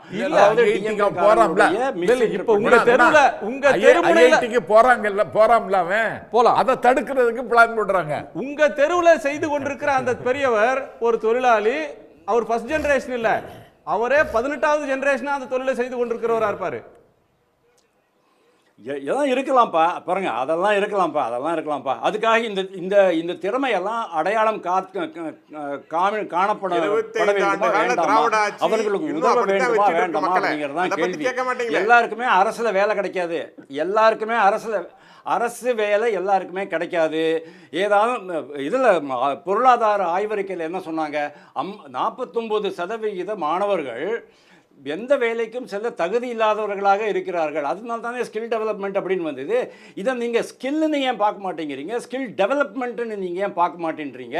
நாங்கள் வந்து எல்லாத்துலேயுமே எல்லா திறமையும் ஒரு செமிகண்டக்டர் ஃபேக்டரி வருது, ஒரு ஐபோன் ஃபேக்டரி வருது, வேலை வருது, டைட்டான்ல ஒரு வேலை கிடைக்குது, அசோக் லேலண்ட்ல ஒரு வேலை இருக்குன்னா அதுக்கு ஸ்கில்ல வந்து ஐடிஐல சொல்லி கொடுக்குறாங்க, டாடா ஸ்பெண்ட் பண்றாங்க. அது ஸ்கில் இம்பார்ட்டிங். ஏன் ஒரு நீங்க அதை விட்டுட்டு தொழிலாளியின் மகன் ஆபிரகாம் லிங்கன் அமெரிக்க ஜனாதிபதி ஆகும்போது ஒரு சாய் விற்ற பிரதமர் நரேந்திர மோடிங்கிற பையன் ஒரு பிரதமர் ஆகும்போது இதுவும் ஆகத்தான் ஆகும், கண்டிப்பா ஆகும். நீங்க டைம் இந்த ஸ்கீமோட இன்டென்ஷன் அதுவா? ஆபிரகாம் லிங்கன் ஆக்குறது அந்த ஸ்கீமோட இன்டென்ஷனா? இந்த விஸ்வகர்மா திட்டத்தினுடைய இன்டென்ஷன் அது கிடையாது. இந்த விஸ்வகர்மா திட்டத்தினுடைய இன்டென்ஷனை என்ன அப்படின்னா, வேலை இல்லாமல் தெரியாதீங்க, உங்ககிட்ட ஏதாவது ஒரு கலை இருக்குன்னு சொன்னால் அந்த கலையின் அடிப்படையில் நீங்கள் உங்கள் சுய தொழில் பண்ணுங்க அப்படிங்கிறது தான் இந்த திட்டத்தினுடைய 18 தொழிலில் செருப்பு தைக்கிறது ஒரு தொழில், பொற்கொல்லர் ஒரு தொழில், முடிதிருத்துவது ஒரு தொழில், படகு செய்கிறது ஒரு தொழில், நீங்க துணி வெளுக்கிறது ஒரு தொழில். அந்த தொழிலை தெரிஞ்சுக்கிட்டு அதுல நீங்க பயிற்சி கொடுத்து காசு கொடுத்து அந்த தொழிலை திரும்ப செய்ய அப்படின்னு சொல்றதுக்கு ஒரு கவர்மெண்ட் வேணுமா? அதுக்கு ஒரு ஸ்கீம் வேணுமா? பயிற்சி கொடுக்க மக்கள் அவசியம் வரி இல்லை. பணம் இதான் அதுக்கா? நீங்க தப்பு பண்றீங்க.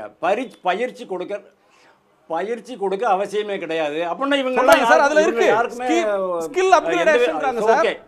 will provide the scheme will provide skill upgradation okay. comma Skill toolkit incentive. Okay இருக்கட்டுமே. ஸ்கில் Toolkit அப்கிரேடேஷன் incentive இருக்கட்டுமே. என்ன சார்? அவனுடைய முடிவு என்ன சார் அவனுக்கு toolkit வாங்கி தோணுது சார். கொடுப்பீங்க? சார் நீங்க வந்து குணசேகரன் Toolkit incentive என்ன சொல்லுங்க? நீங்க பண்றது ரொம்ப தப்பு.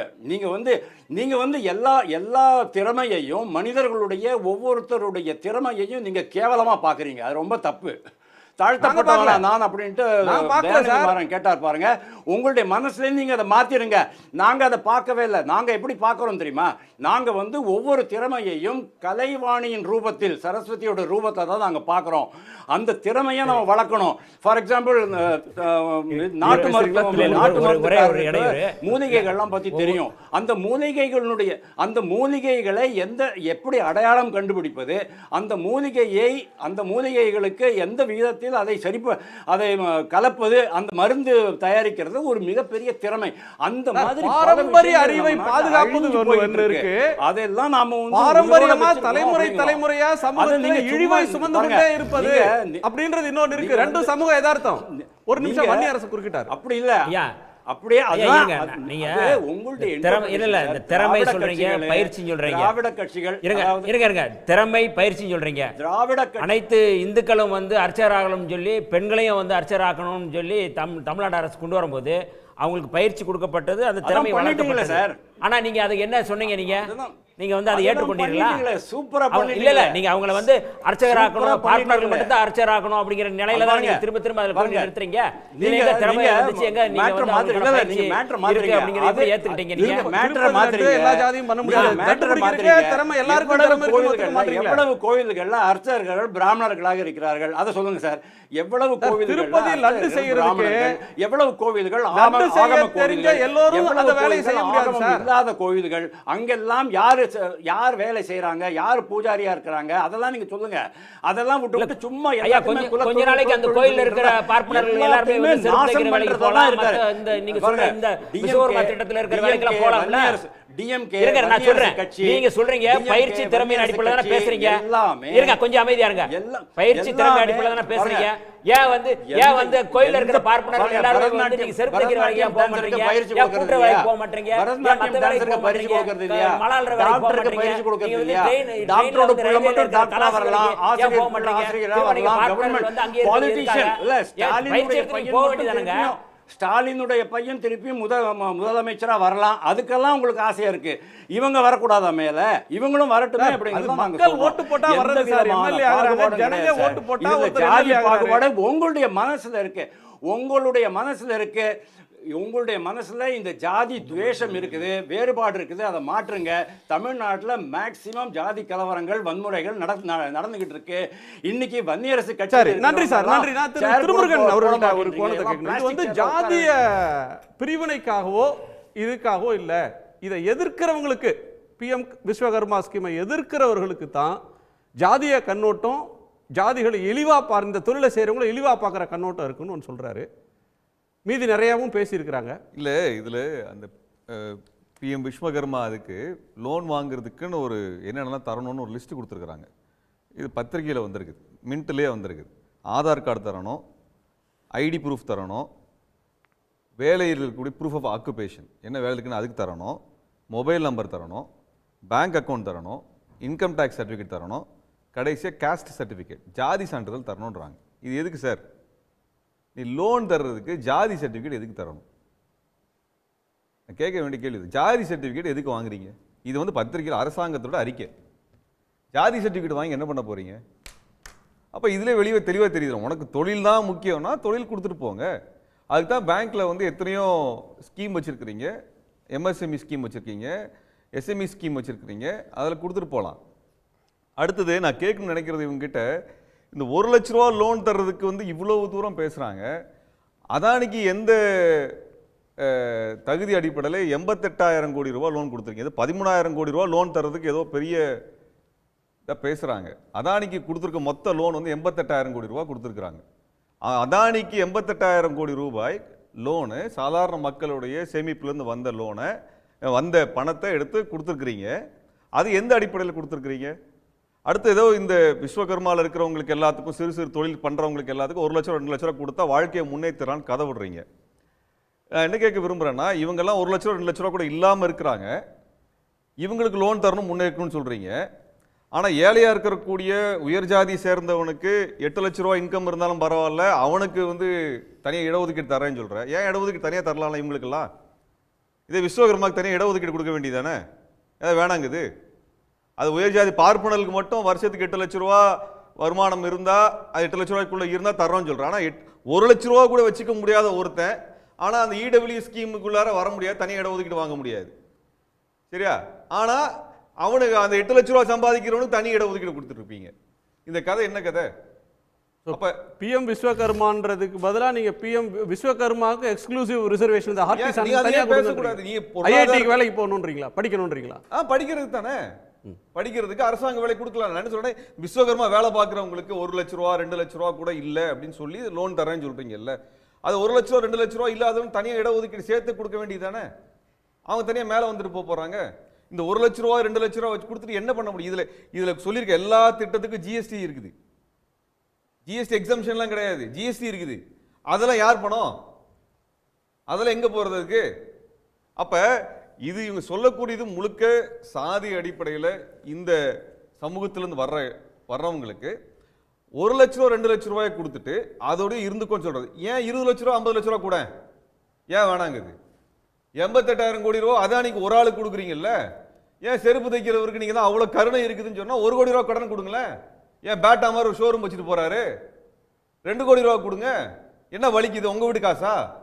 நீங்க சம்பாதிச்ச காசா? அங்கே செருப்பு தைக்கிறவர், கூட முனைகிறவர், பானை செய்கிறவர், இவங்கெல்லாம் பாவம், அவங்கெல்லாம் உதவிப்படைய அவங்களுக்கு உங்களை மனசில் இருக்குன்னு சொல்றீங்களா? கையில் இருக்கு. நீ 88,000 கோடி ரூபாய் ஒரு நபர் அதானிக்கு கொடுக்குற காசை, அது அதானி இன்னும் கட்டாத லோனு, வாங்கின லோன் அல்ல. 88,000 கோடி இன்னும் அதானி அரசாங்க வங்கிகளுக்கு திரும்ப தராத பணமே 88,000 கோடி ரூபாய் இந்த வருட கணக்கில். அப்படி ஒரு மனுஷனுக்கு 88,000 கோடி ரூபாய் வாரி வழங்கக்கூடிய வள்ளல் மோடி இந்த மக்களுக்கு 1 லட்ச ரூபா 2 லட்ச ரூபாய் பிச்சை போடுறாரு அவரு. இந்த பிச்சையில வந்து நாங்கெல்லாம் கோடீஸ்வரன் ஆயிருவோம் மாமா. யாரு காது குத்துறாங்க? அது இதுக்கு ஜிஎஸ்டி வர போடுவாங்க. ஒரு நிமிஷம், இவர் வாசுதேவன் குறுக்கிடுறார். ஒரு செகண்ட் சொல்லுங்க வாசுதேவன் சார், பேசணும். உங்ககிட்ட நிறைய பேச வேண்டியிருக்கு, சொல்லுங்க சார். என்ன சார், திருமுருகன் காந்தி சார், திருமுருகன் காந்தி வந்து ஒரு செருப்பு தைக்கும் தொழிலாளிக்கு 1 லட்சம் கொடுக்குறீங்க, அடானிக்கு 88 லட்சம் கொடுக்குறீங்க அப்படிங்கிறார், 88,000 கோடி கொடுக்குறீங்க அப்படிங்கிறாரு. யாருக்கு யாரை கம்பேர் பண்றதுங்கிறது தெரிய வேண்டாமா? கம்பேர் பண்றதுக்கு வேலை கிடைக்குது. நான் கேக்குறேன், அதானிக்கு என்ன குவாலிஃபிகேஷன் சொல்லுங்க. வர வேண்டாம், அதானி குவாலிஃபிகேஷன் என்ன இருக்கு சொல்லுங்க. இந்த மாதிரி என்ன குவாலிஃபிகேஷன் என்ன கம்பேர் பண்ணும்போது பேசிட்டு இருப்பீங்க? எப்படி பேசிட்டு இருக்கீங்க கேக்குறேன் நான். உலகத்திலேயே 13 இந்த மாதிரி பேசினா வேற மாதிரி பேச வேண்டியிருக்கும். மிகப்பெரிய தொழில் என்ன குவாலிஃபிகேஷன் பத்தி பேச வேண்டிய அதானிக்கு என்ன குவாலிஃபிகேஷன் அவசியம் இல்ல. காமராஜருக்கு என்ன குவாலிஃபிகேஷன் நீங்க கேட்டிங்களா? காமராஜருடைய குவாலிஃபிகேஷன் அதானிக்கு என்ன குவாலிஃபிகேஷன் அத சொல்லுங்க. கேஸ் சர்டிபிகேட் வாங்க சார். அந்த கோர் பாயிண்ட் வந்து அவர் துணை முதலமைச்சர் ஆகலையா? அதே மாதிரி முதலமைச்சர் அதானி முதலமைச்சர் ஆகல குவாலிஃபிகேஷன் கேக்குறீங்க. அதே லோன் தராரு திருமுருகன் காந்தி. அடானி யாரை மீட் பண்ணாங்க? மோடிஜி லோன் தராரு பிரைம் மினிஸ்டர் அடானி யாரை மீட் பண்ணாங்க? திருமுருகன் காந்தி என்ன பேசுறாரு? என்ன பேசணும் சொல்லுங்க, பதில் சொல்லுங்க. உங்க என்ன பேசணும் பதில் சொல்லுங்க. இவர்தானே ஒன்னான்னு கேட்டாங்க எல்லாரும் எல்லாத்துக்கும் அதானிக்கு அதான் தகுதி. Is number 1 list India. ஒரே தகுதி தான். எப்படி பேசுவீங்க நீங்க? தயவு செய்து இவங்களுடைய கடங்க அதானிக்கு பேச்சுக்காக அவமானப்படுத்தாதீங்க. அதானிக்கு என்ன தகுதி இருக்குன்னு சொல்லி இவ்வளவு பணத்தை கொடுத்தீங்க? யார் வீட்டு பணம்? யாரை மீட் பண்ணி யார் வீட்டு பணம்? சென்னைக்கு வந்துட்டு உங்க வீட்டு பணமா? அது பாயிண்ட் உங்க வீட்டு பணமா? அது அதானிக்கு பணம் கொடுத்ததுக்கு உங்க அப்பா அதானி பணம் கேட்டாரு. அதானி என்ன தகுதி கொடுத்தீங்க? இது வரைக்கும் அதானி பண்ண ப்ராஜெக்ட் 88,000 ரூபாய் வங்கிக்கு கொடுக்காத பணம் சொன்னீங்க. 88,000 ரூபாய் ஒரே நிமிஷம். மிஸ்டர் திருமுருகன் காந்தி தவறான தகவல் பதிவு பண்றாருங்க.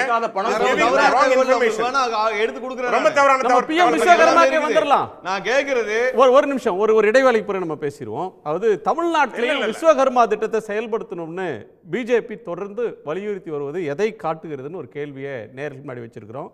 மக்களை முன்னேற்றுவதற்காகவா, இப்போ இருக்கக்கூடிய ஜாதி அமைப்பு அதை பாதுகாக்கிறதுக்காகவா, இல்லை மலிவான வாக்கு அரசியல் இதன் பின்னாடி இருக்கா அப்படின்னு கேட்டிருக்கோம். ஒரு சிறிய இடைவேளைக்கு பிறகு நம்ம விவாதத்தை தொடரலாம்.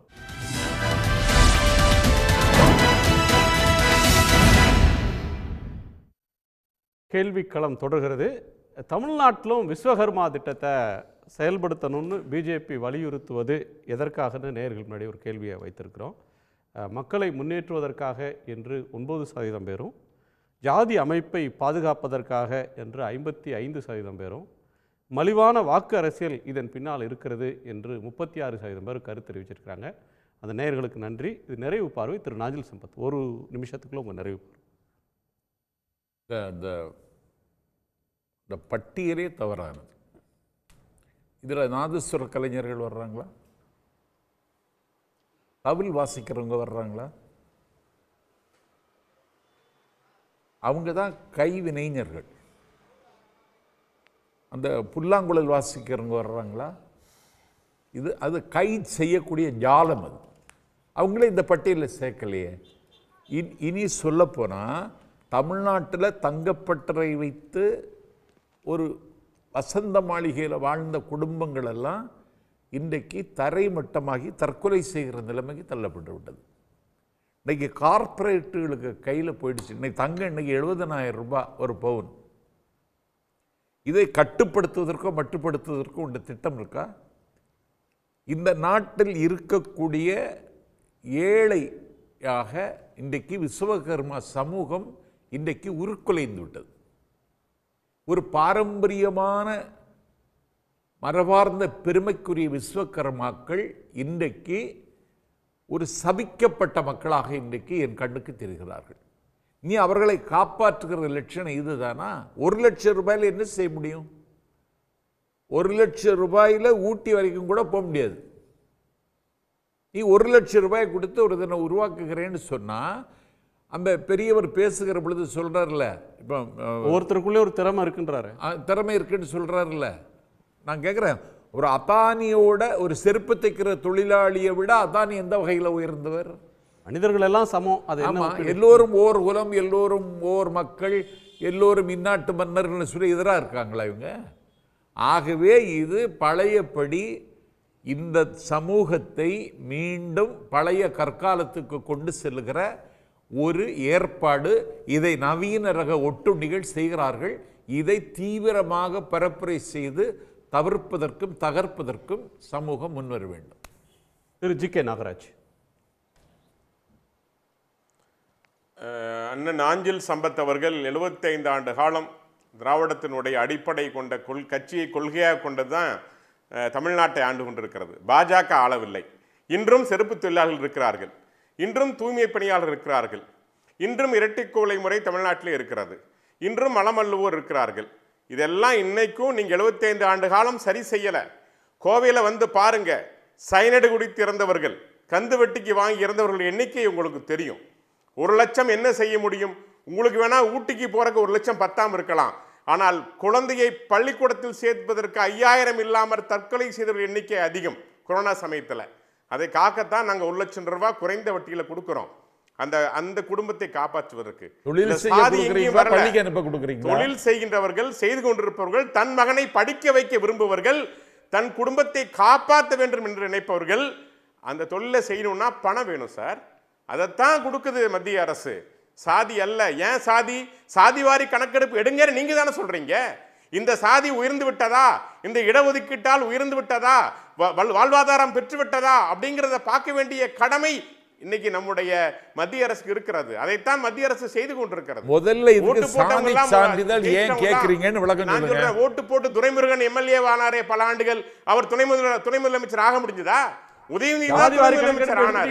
அதனால தமிழ்நாட்டு அரசியல் முற்றிலும் நான் பேசி முடிச்சிடறேன். தமிழ்நாட்டு அரசியல் முற்றிலும் பிரிவினைவாத அரசியல். 75 ஆண்டு காலமாக மக்களை பிரித்து ஒரு திட்டத்தை செயல்படுத்த கூட விடாமல் இருக்கின்ற அரசாக திமுக அரசு இருக்கிறது. இதர் கூடிய விரைவில் மிக பெரும் உண்ணாவிரதத்தை நாங்கள் செய்ய போறோம். அண்ணன் நாஞ்சில் சம்பத் கேட்டாங்க, என்ன அதிகாரம் இருக்கிறது? ஒரு திட்டத்தை கொண்டு சேர்த்துவதற்கு அதிகாரம் தேவையில்லை. மக்களை திட்டத்தை பெற்றுக் கொள்ளுங்கள் என்று சொல்வதற்கு எல்லாருக்கும் அதிகாரம் இருக்கிறது. அந்த திட்டத்தை வழிகாட்டுவதற்கு ஒவ்வொரு சாதாரண குடிமகனுக்கும் அதிகாரம் இருக்கிறது. அதை தமிழக அரசு செய்ய தவறிவிட்டதால் தான் எங்களை போன்றவர்களை செய்யுங்கள் என்று மத்திய அரசினுடைய அமைச்சர்கள் சொல்லுகிறார்கள். நாங்கள் திட்டத்தை மக்களுக்கு கொண்டு போய் சேர்க்கிறோம். தமிழக அரசு செய்ய தவறிவிட்டது. பல திட்டங்களை மட்டுமல்ல, பல மசோதாக்களை ஒவ்வொரு ஜாதியா போறது, ஒவ்வொரு ஜாதி மக்களையா பார்த்து அணுகிறதுன்றது வந்து ஒரு காஸ்ட் அவுட்ரீச் இல்லையா? இந்த வேலையை பார்க்க அரசு உங்களுக்கு ஏதாவது உத்தரவு இல்லை, இது ஜாதி அல்ல, தொழில். உங்களுக்கு தொழிலில் உயர்வு தாட்சி இல்லை, தொழில் வருமானம் கொடுக்கிறது. அந்த தொழில் இன்னைக்கு எல்லா சமுதாயம் செய்யறாங்க. இன்னைக்கு சலவை தொழிலை நான் சொல்றேன், சலவை தொழிலை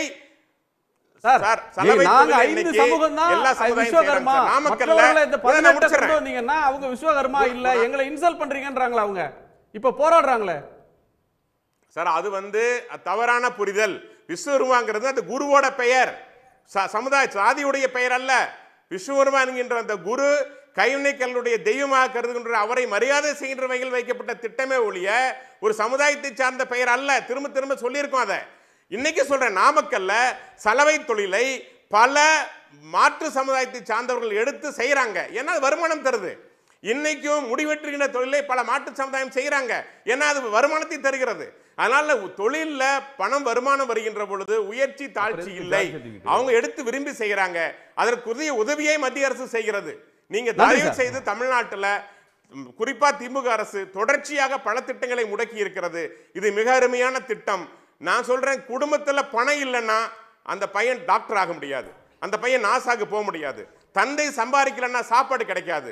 அந்த அடிப்படை வருமானத்திற்கு செய்கின்ற தொழிலை காசு கொடுத்து நீங்க அப்பாவுக்கு கொடுக்கல, மகனுக்கு கொடுத்து அதே தொழிலை தொடர்ந்து செய்யறதுக்கு தான் இந்த ஸ்கில் என்ஹான்ஸ்மென்ட்னு சொல்றீங்க. மகனும் விரும்பினால் செய்யலாம் சார், அது அவருடைய விருப்பம். இல்ல அது அவனுடைய விருப்பங்க. மகனுக்கு திறமை இருக்கிறது, என்னால் பல கோடி சம்பாதிக்க முடியும் நினைச்சாருன்னா அந்த மகன் அந்த தொழிலை செய்யலாம் சார். அது விருப்பம் சார், நாங்க கம்பல் பண்ணல. we never compelled.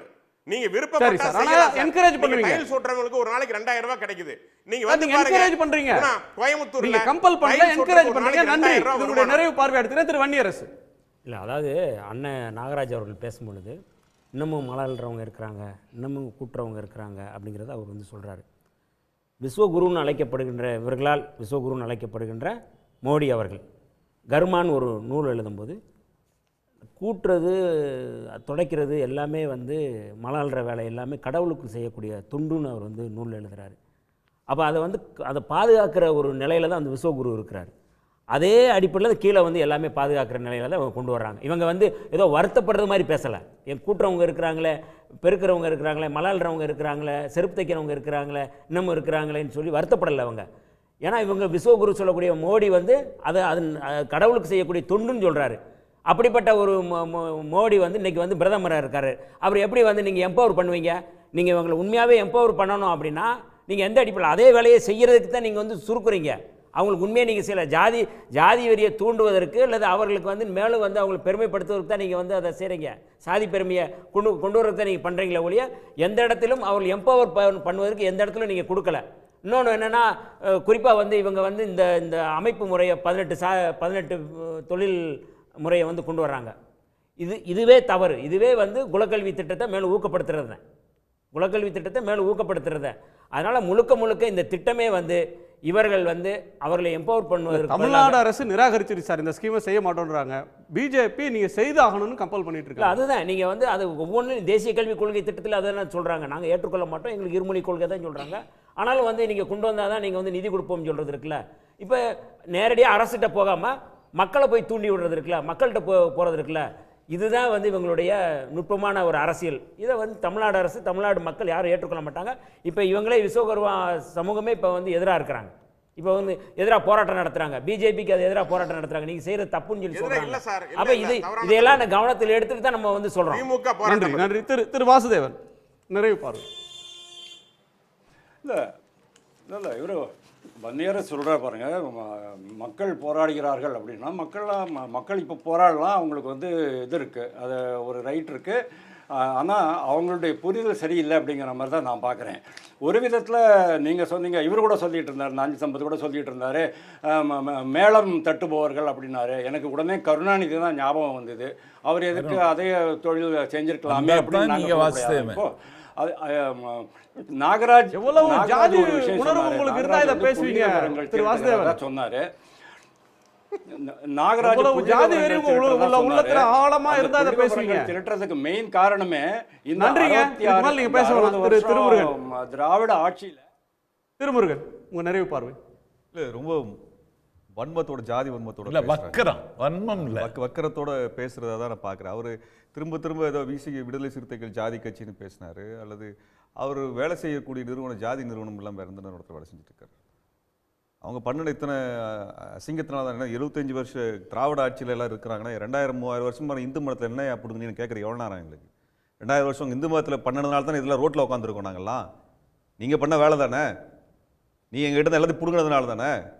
அதனால தானே ரோட்டில் வந்து உட்காந்துருக்கோம், செருப்பு தைக்கிறோம், மழை அழுறோம், எல்லா வேலையும் பண்ணுறதுனால. இந்து மதத்தினால தானே, நீ ஜாதி கொண்டு உட்கார வச்சதுனால தானே, நீ பண்ண வேலைனால தான் இங்கே நின்றுருக்கோம். 75 வருஷம் திராவிட ஆட்சியில் தாயா நான் இன்னைக்கு படிக்க வந்திருக்கிறோம், இன்னைக்கு லோன் வாங்குற அளவுக்கு வந்திருக்கோம். லோன் வாங்குறதுக்கு கொடுக்கறதுக்கு உன்னோட இடத்துல இருந்திருக்கா? என்னைக்காவது கோயிலில் வச்சுக்க அந்த காசு வந்து என்னைக்கா எடுத்து கொடுத்துருக்கியா? நீ கொடுத்துருக்கியா? முதல்ல அதெல்லாம் எடுத்து முடிஞ்சதுல எல்லாம் வாங்கி வாங்கி தானே போட்டீங்கல்ல. கோயிலுக்கு வெளியே நிக்க வச்சவங்க தானே நீங்க. 2000 வருஷம் வெளியே நிக்க வச்ச நீங்க எங்களை பார்த்து பேசுறீங்க இல்லையா? பார்த்து பேசுறீங்க நீங்க. இந்த லோன் தர்றதுக்கு, இந்த லோன் தர்ற 1 லட்சம் 2 லட்சம் தர்றதுக்கு ஏன் 50 லட்சம் கொடுங்க, 1 கோடி ரூபாய் கொடுத்தா ஏன் வலிக்குதுன்னு கேக்குறோம்ல. அதுக்கு என்ன சொன்னீங்க நீங்க? தகுதி இருக்கான்னு கேக்குறீங்க இல்லையா? தகுதி இருக்கான்னு கேக்குறீங்க இல்லையா? பேசுங்க. ஜாதியை அப்புறப்படுத்த இது ஒரு கைவினை, இது ஒரு என்ன கைவினை? ஏன் 50 லட்சம் தர மாட்டீங்க? கைவினை வேலை பார்க்க மாட்டோமா? 50 லட்சம் 1 கோடி ரூபாய் கொடுத்து வேலை பார்க்க மாட்டோமா? அதை பார்க்க கூடாது. ஏன் 50 லட்சம் 1 லட்சம் ஏன் கொடுக்க கூடாது? 1 கோடி ஏன் கொடுக்க கூடாது? திருமுருகன், ஒரு பாயிண்ட் தான். அடுத்து வரக்கூடிய நாட்களில் இது ஒரு இஷ்யூ ஆகும். அரசு பிஜேபி இந்த ஸ்கீமை இம்ப்ளிமெண்ட் பண்ணணும்னு அரசாங்கத்துக்கு எழுதி பார்த்தாங்க, அரசாங்கம் நிராகரிச்சுட்டது. இப்ப மக்கள்கிட்ட போய் ஒவ்வொரு செக்ஷனா பார்த்து இதை பாருங்க நாங்க பணம் தர போறோம், மாநில அரசு தடுக்குது அப்படின்னு அவங்க வந்து பேச தொடங்குறாங்க. இல்ல நான் சொல்லிடுறேன். இப்ப கொடுக்குற 1 லட்சம் ரூபாயில பொருள் வாங்கினீங்கன்னு வச்சுக்கோங்க, அது 18,000 ரூபாய் ஜிஎஸ்டி கட்டும். நான் அதை ரத்து பண்றீங்களா? முதல்ல யோக்கியனா பண்றீங்களா? அதை இங்க இந்த விஸ்வகர்மால வாங்கக்கூடிய ஒவ்வொரு தொழில் 18 தொழிலுக்கான ரா மெட்டீரியல் வாங்குறதுக்கு 12,000 இருந்து 18,000 இருந்து 28,000 வரைக்கும் ஜிஎஸ்டி போடுறீங்கல்ல. 1 லட்சம் ரூபாயில 12,000 ரூபாய் 18,000 ரூபாய் புடுங்கிடுறீங்க. அந்த பொருளை கொண்டு போய் விற்க முடியாது. அப்ப ஜிஎஸ்டி காம்பன்சேட் பண்ண முடியாது. இத்தனை பண்ணி ஏமாத்திட்டு இதை தவிர அதுக்கு நான் வந்து வட்டி வேற கட்டணும். இதுக்கப்புறம் கொரோனா காலத்துல இவங்க வாங்கின ஏற்கனவே வாங்கின கடனுக்கு வேலை இல்லாம 6 மாசம் இருந்தப்பவும் பேங்க்ல லோனை திரும்ப கட்டணும், வட்டியை திரும்ப கட்டணும்னு சொல்லி கழுத்து நெரிச்சவங்க தானே நீங்க. இப்ப 1 லட்சம் ரூபாய் கொடுத்து எங்களுக்கு ஏதாவது நல்லது பண்ண சொல்றீங்க. நான் கேட்கிறேன், 1 லட்சம் ரூபாய் இல்ல, எங்களுக்கு 50 லட்சம் ரூபாய் கொடுங்க, 1 கோடி ரூபாய் கொடுங்க. கொடுப்பீங்களா? அதான் கேட்கிறோம். இந்த 1 லட்சம் ரூபாய் பிச்சை போட வேணாம், 1 லட்சம் ரூபாய் ஒரு வேலையும் பண்ணணும். ஏன்னா அதுல 18,000 ரூபாய் வரைக்கும் ஜிஎஸ்டியில புடுங்குவீங்க நீங்க. அதை வாய் திறந்து பேச தயாரா? இந்த 1 லட்சம் ரூபாய் வாங்குற லோன்ல அது விஸ்வகர்மா திட்டத்தில் வர்றவனுக்கு ஜிஎஸ்டி கிடையாது சொல்ல தயாரா நீங்க? சரி, முடியுமா? யாரை ஏமாத்திட்டு இருக்கிறீங்க? நீங்க 1 லட்சம் ரூபாய் லோன் கொடுத்துட்டு 1.5 லட்சம் ரூபாய் வட்டியோட புடுங்கிறது தானே உட்கார்ந்து இருக்கிறீங்க நீங்க. அவன் 18,000 ரூபாய்க்கு சேர்த்து வரி கட்டணும், வட்டி கட்டணுங்க. அந்த டாக்ஸ் ஆமா ஜிஎஸ்டிக்கு சேர்த்து வட்டி கட்டணும். அவன் எல்லாத்தையும் புடுங்கிட்டு 1 லட்சம் ரூபாய் கொடுத்து 1.5 லட்சம் ரூபாய் புடுங்கிறதுக்காக இருக்கக்கூடிய இந்த மோடி சர்க்கார் எங்க கிட்ட கொஞ்சம் பணத்தை புடுங்கிறதுக்காக கொண்டு வந்து திட்டத்தை நாங்க எங்க ஒத்துக்கணும்? அதுக்கு ஜாதி சர்டிஃபிகேட் கொடுக்கணும்.